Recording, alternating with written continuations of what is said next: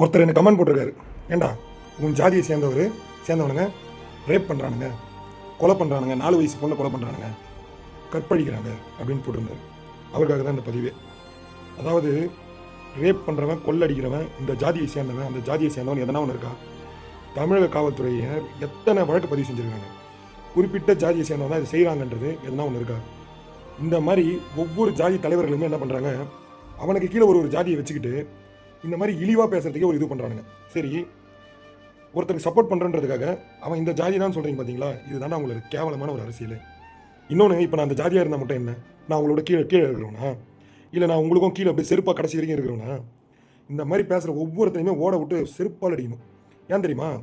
சரி, இப்போ நான் இன்னொன்று ஒன்று கேட்குறேன், இதெல்லாம் இருக்கட்டும். எல்லாருமே நல்ல பெருமையாக ஜாதி பெருமை பேசுகிறீங்களே, எல்லாருமே ஒரே ஒரு கேள்வி கேட்குறேன். இனிமேல் எல்லாரும் ஒரு முடிவு எடுத்துருங்க. என் ஜாதியில் இருக்கிறவங்க சாப்பாடு விலை வச்சா மட்டும் தான் நான் சாப்பிடுவேன். என் ஜாதியில் இருக்கிறவங்க வந்து பஸ் ஓட்டினா மட்டும் தான் நான் பஸ்ஸில் போவேன். என் ஜாதியில் விற்கிறவங்க கார் விற்றா மட்டும் தான் நான் காரை வாங்குவேன். என் ஜாதியில் இருக்கிறவங்க வந்து வீடு கட்டி கொடுத்தா மட்டும் தான் நம்ம வீட்டில் இருப்பேன். தில்லு இருந்தால், திராணி இருந்தால், ஒருத்தன் இந்த ஒரு முடிவு எடுத்து அதை வாழ்ந்து காட்டுங்கடா. என்ன ஜென்மண்டா நீலாம்? டேய், என்ன ஜென்மண்டா? இப்பயே சொல்கிறேன், மனுஷன் இன்னொரு மனுஷனை தான் காப்பாற்ற முடியும். எந்த ஜாதியும் எந்த கடவுளை வந்து ஒருத்தரை காப்பாற்ற போகிறது கிடையாது. நீயும் நானும் மட்டும் தான் ஒருத்தரை காப்பாற்றிக்க முடியுன்றது தான் மறுபடியும் சொல்கிறேன்.